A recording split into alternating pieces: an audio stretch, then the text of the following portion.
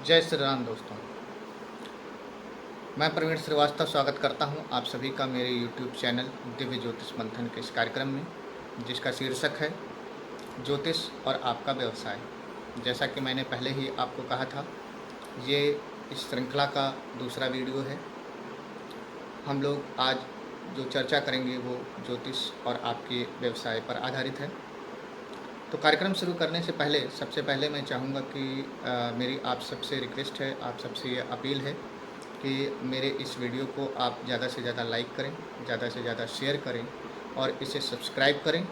और सब्सक्राइब करने के बाद बेल आइकन ज़रूर दबाएं, क्योंकि बेल आइकन दबा करके आप नोटिफिकेशन इनेबल कर लेंगे और जैसे ही मैं कोई वीडियो अपलोड करूँगा, आपको मेरे नोटिफिकेशन के माध्यम से उस वीडियो का लिंक आप तक पहुंच जाएगा और आप सबसे पहले उस वीडियो को देख पाएंगे।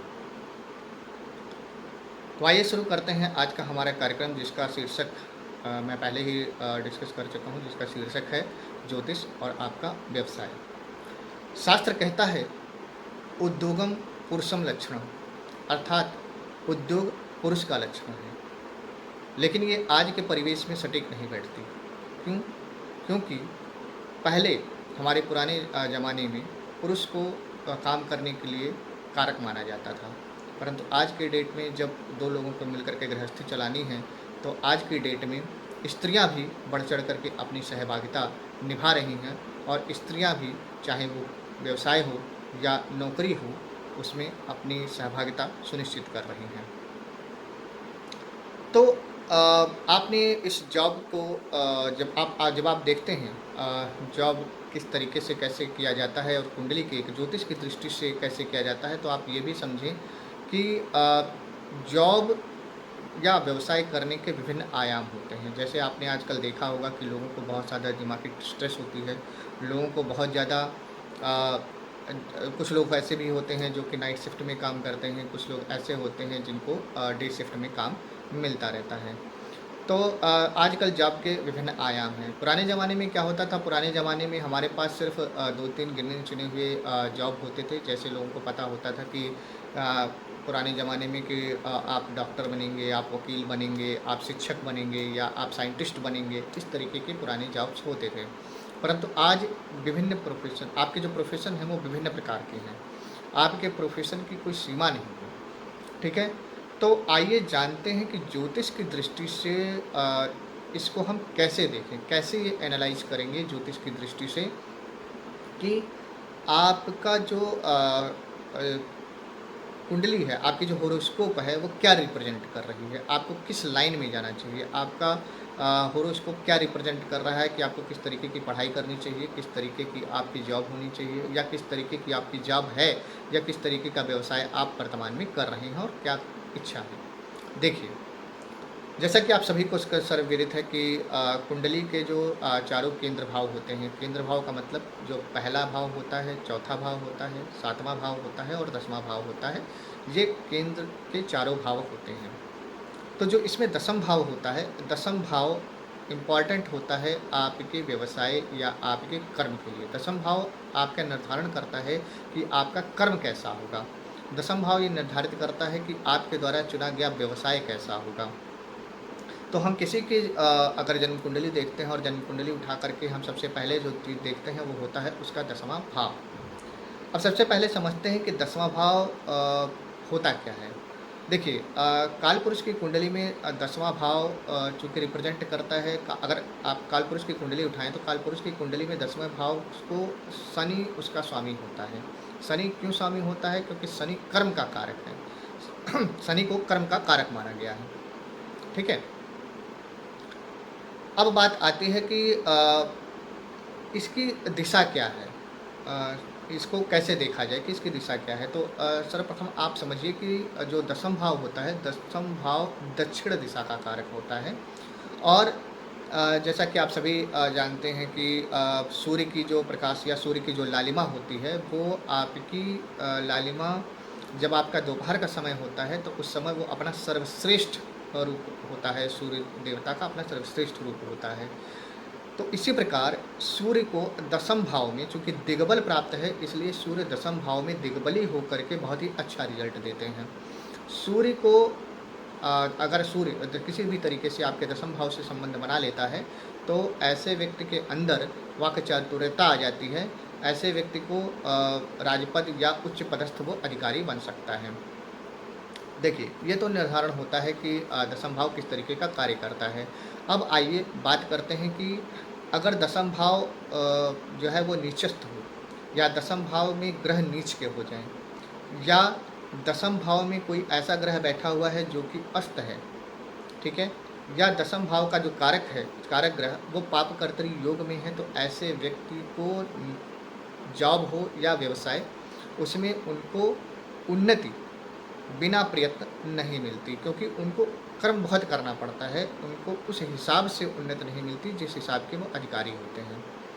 ठीक है, तो ये जो है, अगर दसम भाव आपका पाप कर्तरी योग में हो, आपके नीच ग्रह उसमें बैठे हों, या शत्रु क्षेत्रीय ग्रह आपके शत्रु क्षेत्रीय हों, तो इस तरीके का असर देखने को मिलता है।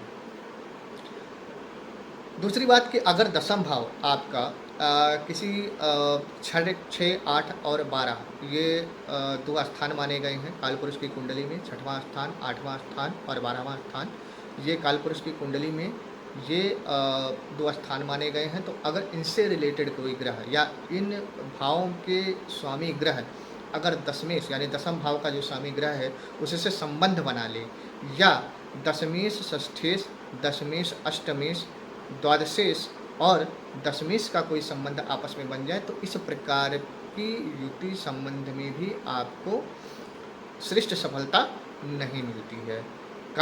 कारण उसका ये है कि 6ठा, 8वां और 12वां स्थान 2 स्थान है, इसमें बैठा हुआ या इनके जो स्वामी ग्रह होते हैं वो कभी अच्छा रिजल्ट नहीं प्रदान करते।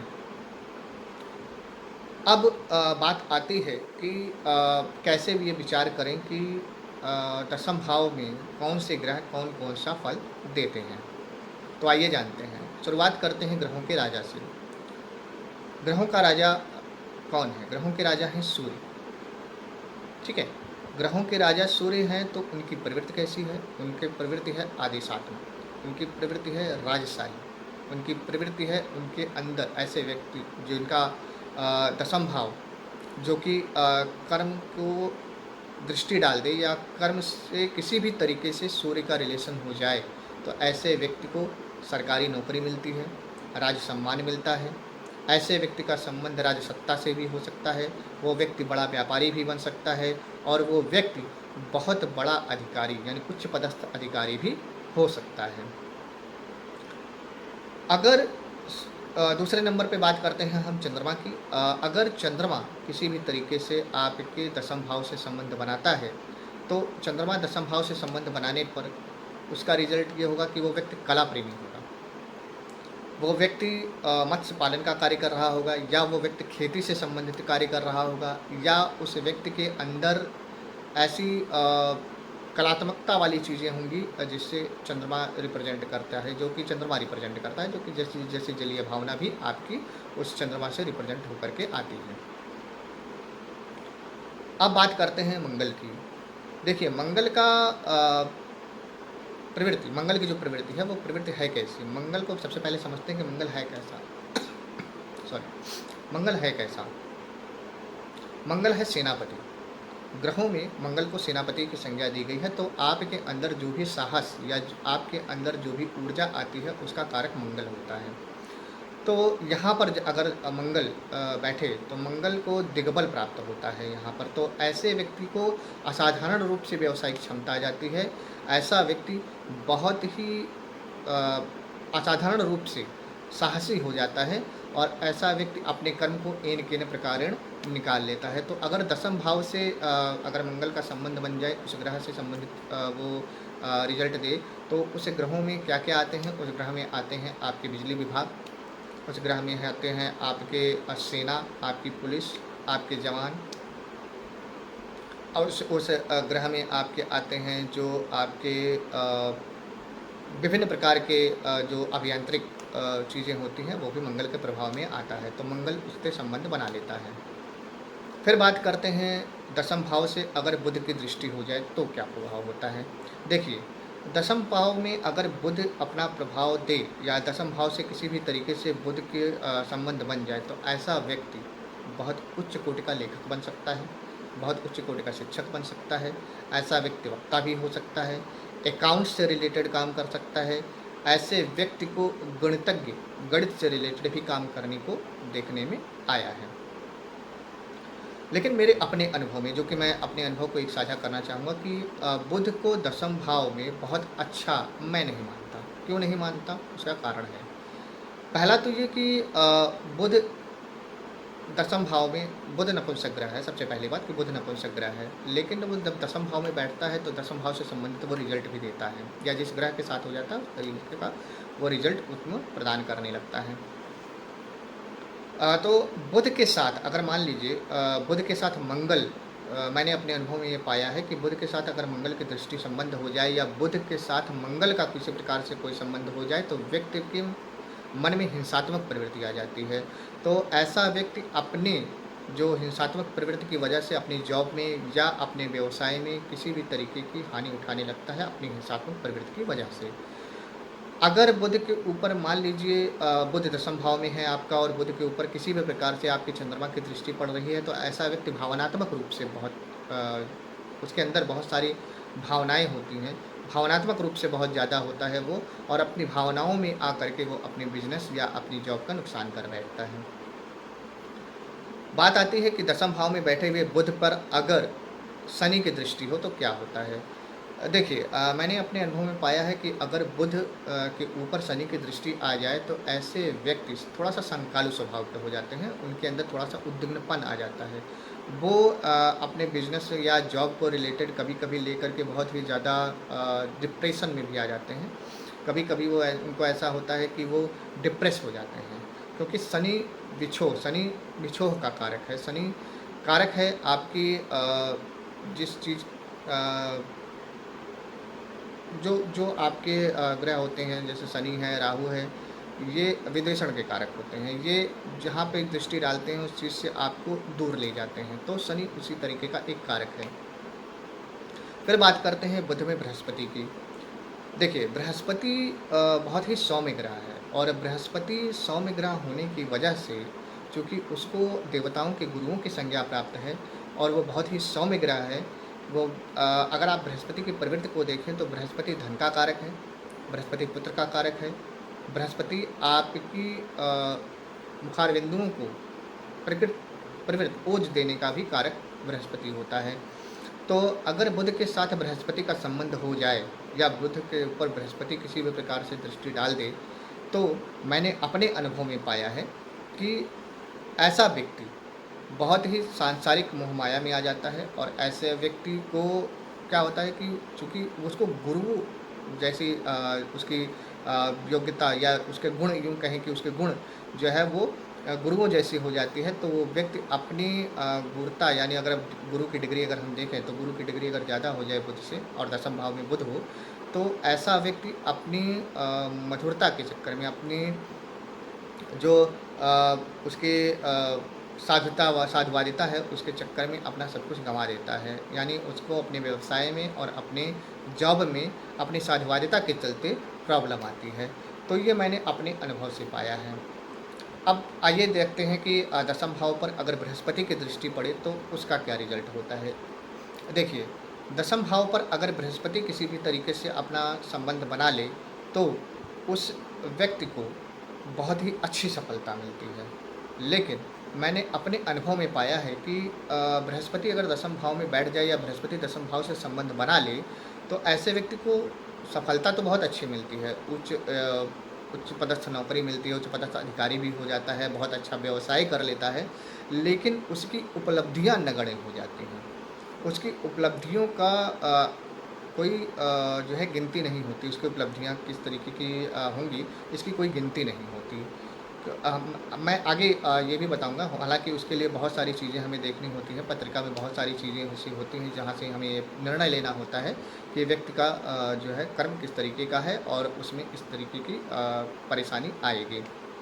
लेकिन जो मैंने अपने अनुभव में देखा है कि उसके अपने बॉस के साथ तनाव हो जाता है, और वो जो है अपने चूँकि बॉस के साथ तनाव में रहता है और जो है अपनी चीज़ों को एक्सप्रेस नहीं कर पाता है, इसलिए थोड़ा-सा चूँकि बॉस के साथ अपने तनाव में होने की वजह से वो अपनी चीज़ों को सही ढंग से रिप्रेज़ेंट नहीं कर पाता है और यही कारण है कि वो अपनी जॉब में या व्यवसाय में नुकसान उठाता है।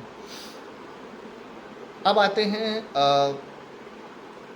कि दसम भाव पर अगर शुक्र की दृष्टि हो, शुक्र की दृष्टि हो जाए तो क्या होता है? देखिए, शुक्र किस चीज़ को रिप्रेज़ेंट करता है? शुक्र रिप्रेज़ेंट करता है आपकी कला को, शुक्र रिप्रेज़ेंट करता है आपके नृत्य को, शुक्र रिप्रेज़ेंट करता है आपके मनोरंजन को, शुक्र रिप्रेज़ेंट करता है आपके फ़ैशन जगत को, शुक्र रिप्रेज़ेंट करता है आपके वक्ता को, शुक्र रिप्रेज़ेंट करता है आपकी जो कलात्मक चीज़ें होती हैं, जो आपके अंदर की जो कलात्मक जैसे कोई बहुत अच्छा कलाकार है, कोई बहुत अच्छा पेंटर है, उसी को रिप्रेज़ेंट करता है। तो अगर शुक्र का संबंध बन जाए तो व्यक्ति इन सब क्षेत्रों में रुचि लेने लगता है और कहीं न कहीं उसके कर्म में ये सारी चीज़ों का प्रभाव देखने को मिलता है। अब बात करते हैं शनि की। अगर शनि आपके किसी भी तरीके से आपके दशम भाव से संबंध बना ले, तो शनि क्या है? शनि दास है। शनि चूँकि आपका श्रमिक का कार्य होता है, शनि आपका चूँकि लोअर कैटेगरी के जितने भी लोग बिलॉन्ग करते हैं, चूँकि वो शनि लोअर कैटेगरी को ज़्यादा अहमियत देता है, इसलिए जितने भी प्रकार के श्रमिक हैं, जितने भी प्रकार के नौकर जो नौकरी करते हैं, उनका भी मेन कारण शनि ही होता है, शनि कारक होता है आपकी नौकरी का। शनि आपका अगर दशम भाव से संबंध बना रहता है तो ऐसे व्यक्तियों को लोहे से संबंधित कार्य करना चाहिए, ऐसे व्यक्तियों को मशीनरी से संबंधित कार्य करना चाहिए, ऐसे व्यक्तियों को जो है वक्ता होना चाहिए, ऐसा व्यक्ति राजनीतिज्ञ भी हो सकता है और ऐसा व्यक्ति हो सकता है कि कारखाने में कल कारखाने में काम कर रहा हो, ऐसा व्यक्ति न्यायाधीश होता है क्योंकि शनि देवता जो है वो न्यायाधीश के भी कारक हैं, न्याय के भी कारक हैं, उनको न्यायाधीश की संज्ञा दी गई है ग्रहों में, तो ऐसे व्यक्तियों को न्यायाधीश होते हुए या फिर न्याय से संबंधित कार्य करते हुए भी देखा गया है। फिर बात करते हैं कि दसम भाव में अगर आपके राहु या केतु होते हैं तो उनका क्या प्रभाव पड़ता है। देखिए, राहु क्या है? राहु एक भ्रम है। राहु जैसे आप मैं आपको एग्जांपल देता हूँ कि राहु क्या है। राहु अगर आप कभी वाहन चला रहे हों बहुत तेज़ी से और वाहन चलाते समय अचानक से आपको बारिश आ जाए और बहुत ही मूसलाधार बारिश हो, तो आपके मूसलाधार बारिश में जो आपके शीशे पे जो बूँदें गिरती हैं, उस बूँदों की वजह से मूसलाधार बारिश में आपको कुछ दिखाई नहीं देता है, वो राहु है। यही कार्य राहु करता है। राहु भ्रम है। राहु जो भी आपको कराता है वो भ्रम में रख के कराता है। तो राहु अगर किसी का बहुत अच्छा हो जाए तो उसकी कल्पनाशीलता बहुत अच्छी होती है। तो राहु अगर किसी प्रकार से दशम भाव से संबंध बना ले तो ऐसा व्यक्ति बहुत ही उच्च कोटि का नीतिकार हो सकता है, बहुत ही उच्च कोटि का राजनीति वाला हो सकता है, बहुत ही अच्छी अगर मान्य प्रतिष्ठा अगर आपको दिलाने वाला होता है तो वो भी राहु होता है। राहु किसी भी चीज़ में आपकी बढ़ोतरी कर देता है, ठीक है? तो राहु आपकी चीज़ों को बढ़ा देता है। अब आते हैं बात की राहु से संबंधित कार्य कौन-कौन से हैं। राहु से संबंधित कार्य हैं आपके लैब टेक्नीशियन का कार्य हो सकता है, राहु अगर दशम भाव से ग्रसित है।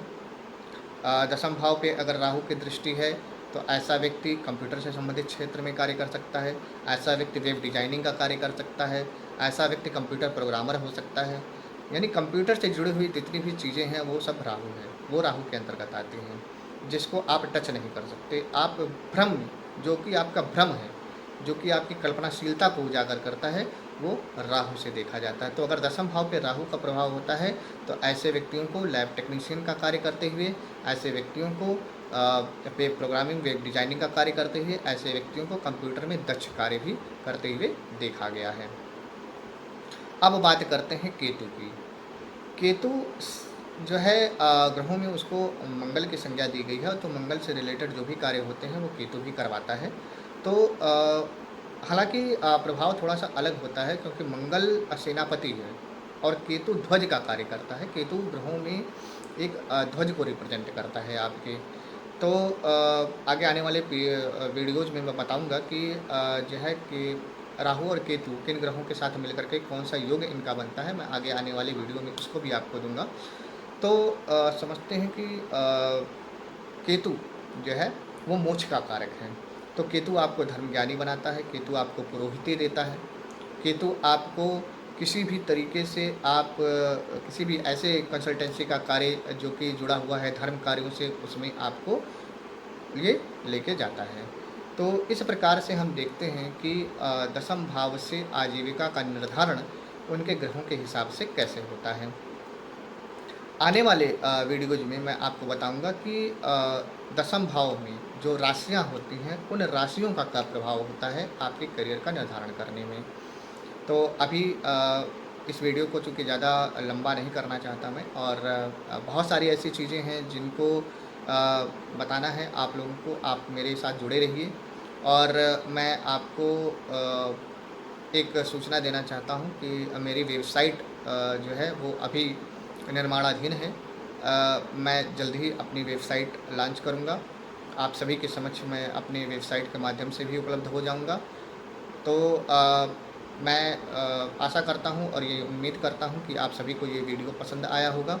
और आप सभी को अगर ये वीडियो पसंद आया तो आप इसे लाइक करें, शेयर करें, सब्सक्राइब करें। और जो भी आपको कमेंट अच्छा या बुरा जैसा भी है वो आप कमेंट सेक्शन में जाकर के कमेंट करें, जिससे कि मुझे ये जानकारी मिल सके, आप लोगों का फीडबैक भी मिल सके कि आगे चल कर के मैं इसमें किस तरीके का सुधार कर सकता हूँ। जय श्री राम।